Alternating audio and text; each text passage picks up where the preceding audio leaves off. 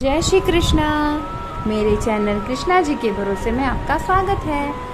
सबकी आस पूरी करने वाली आस माता चौथी और पांचवी कहानी सुनेंगे।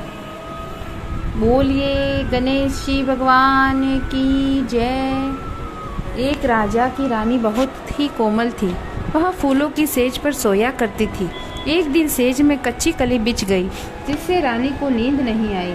राजा ने पूछा, प्रिय, आज तुमको नींद क्यों नहीं आती?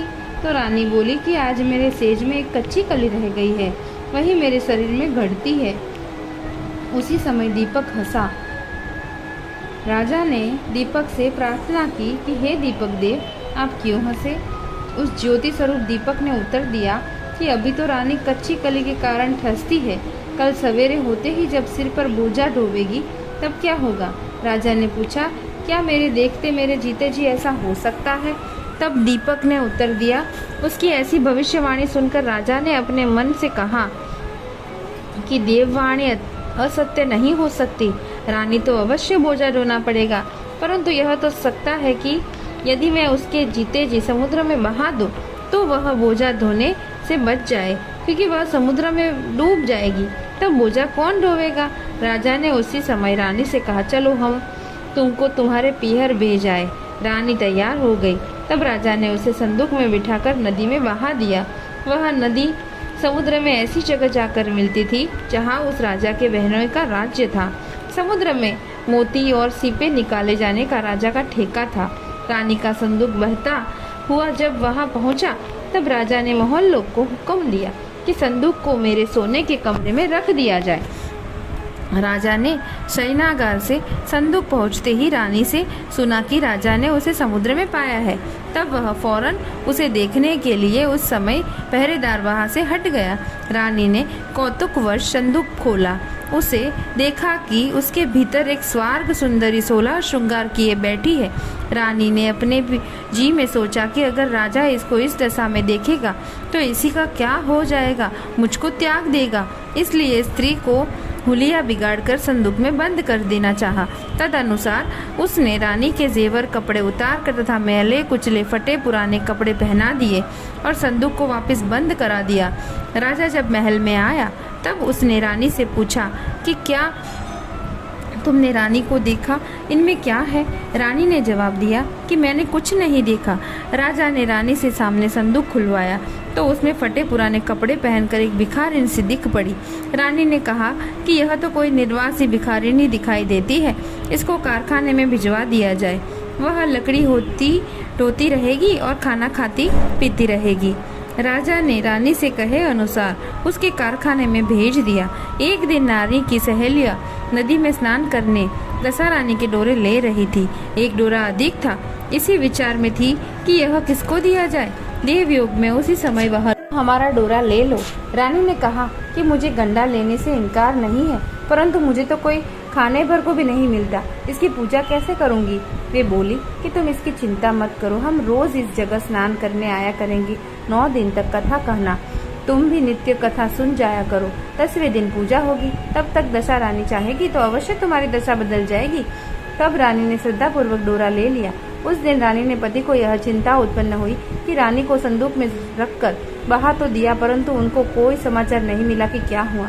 किसी तरह उसकी टोह लगानी चाहे तो राजा एक नौका पर सवार होकर नदी द्वारा यात्रा करता हुआ अपने बहनोई के यहाँ पहुंचा। जब वह लेटने गया तब बहन ने बोला कि मेरे हाथ पैर से बहुत दर्द है, किसी सेवक को बुला दो। तब उस रानी ने लड़की को ढोने वाली भिखारिन को बुलाया। हुक्म दिया कि तू मेरे भाई के पैर दबा। वह बड़े संकोच में पड़ गई।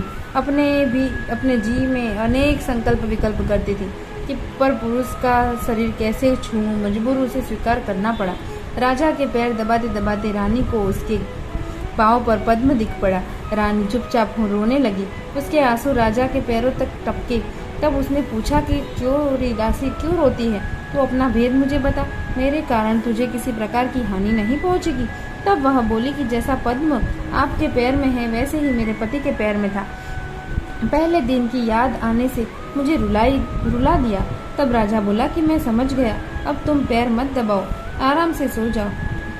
जो तुम्हारे भाग्य में लिखा था वह तुमको भोगना ही पड़ा। मैंने उसके टालने के लिए उपाय रचा था, उसका उल्टा हुआ। तुम्हें बाहर ढोना था, वो ढोना ही पड़ा।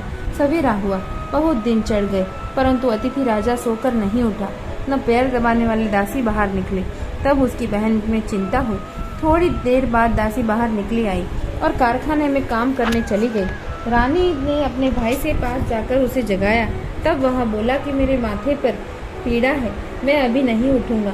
इस समय मेरा भी बहुत व्याकुल हो रहा है, मुझे अधिक मत सताओ।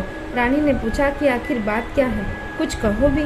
राजा ने कहा कि बड़ी ही लज्जा की बात है। मैंने तुम्हारी भावज को जानबूझकर तुम्हारे पास इसलिए भेजा था कि इसे आराम से रखा जाएगा, परंतु तुम अपने मजदूरों के साथ लकड़ी ढुलवाती हो।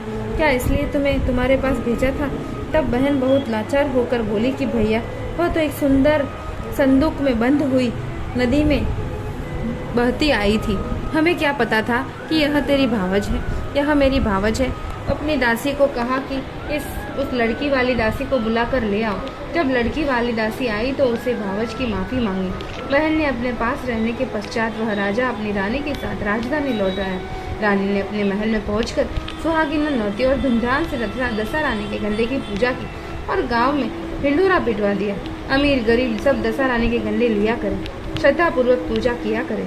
जिस प्रकार दशा रानी ने उस रानी से सब दुखों। 5वीं कहानी। एक गांव में सास ने अपनी बहू से कहा कि जाओ आग लाकर भोजन बनाओ, बड़ी भूख लगी है। बहू आग लेने गई। उस दिन गांव भर में घर में दशा रानी की पूजा हो रही थी, इस कारण किसी ने उसको आग नहीं दी। वह खाली हाथ लौट आई। संध्या समय वह पड़ोसन के पास गई और उसने बोला कि मेरी सास को भी गंडा नहीं लेती, परंतु अब की बार जब गंडे पड़े तब मुझको बताना, मैं भी गंडा लूँगी। इसके बाद जब गंडे पड़े तब बहू ने सास से चोरी से दशा रानी के गंडा ले लिया। 9 दिन तक उसने पड़ोसन के पास जाकर कथा सुनी। 10वें दिन उसे चिंता हुई कि अब पूजा कैसे करूँगी। तब वह मन ही मन दशा माता का ध्यान करके मन लगा कि यह बोलने लगी कि सासू जी चली जाए तो मैं पूजा कर लूँ। दशा रानी की कृपा से सास को खेतों पर जाना पड़ा और उसने अपने बहू की कहा कि भोजन बनाकर तैयार रखना, तब तक मैं खेत खलिहान तक होकर आती हूँ। यदि मुझे देर हो जाए तो मुझे खेत पर खाना दे देना। बहू तो यही चाहती थी। उसे कहा कि आप निश्चित रहिए। जो ही सासू जी ने पीठ फेरी त्यों ही बहू ने स्नान करके विधिवत दशा रानी की पूजा की। तदनंतर वह पूजा की सामग्री मिट्टी के गोले रखकर अपने भेंट पधारने के लिए ही जाने वाली थी कि सासू जी आ गई। तब उसने जल्दी से उठ गोले को छाछ की मटकी के में छिपा दिया। सास ने आते ही बहू ने पूछा कि तुम मेरे खाने को क्यों नहीं लाई? उसने जवाब दिया कि आज मैंने सिर से नहा है, इसी कारण रसोई करने से देर हो गई। मैं थाल परोसती हूँ, भोजन कीजिए। सास का गुस्सा शांत हो गया। चौके में बैठी हुई थी कि उसका लड़का भी आ गया। वह भी माता के साथ भोजन करने बैठ गया। सास भोजन करने उठना ही चाहती थी कि लड़का बोला कि मुझे तो छाछ चाहिए। सास ने बहू से कहा उठ छाछ दे दो। उसने कहा कि मैं रसोई में भीतर हूँ, आप ही दो। बुढ़िया उठी मट्ठा लेने गई, परंतु जो ही उसे छाछ की मटकी उठाई कि उसमें कुछ खखड़ता हुआ सुनाई दिया। उसने हाथ डाला, एक बड़ा सोने का गोला था। सास ने आश्चर्य में बहू से पूछा कि अरे इसमें क्या है, इसका भेद बता, नहीं तो अभी तेरी खबर लेती हूँ। वह बोली, मैं क्या जानूँ, मेरी दशा रानी जाने। मैंने चोरी से दशा रानी का गंडा लिया था और चोरी से पूजा की। आप आ गई इसलिए मैं गंदा जलाई सही कि मैं पधराने नहीं जा सकती थी। दशा रानी ने अपने सोने का कर दिया और मैं करूँ तो क्या करूँ। बुढ़िया ने बहू को गले का लगा दिया और कहा कि अब मैं तेरे भी साथ गंडा करूँगी और व्रत भी करूँगी, विधि व्रत और पूजन भी किया करूँगी। हे दशा रानी, जैसे तुमने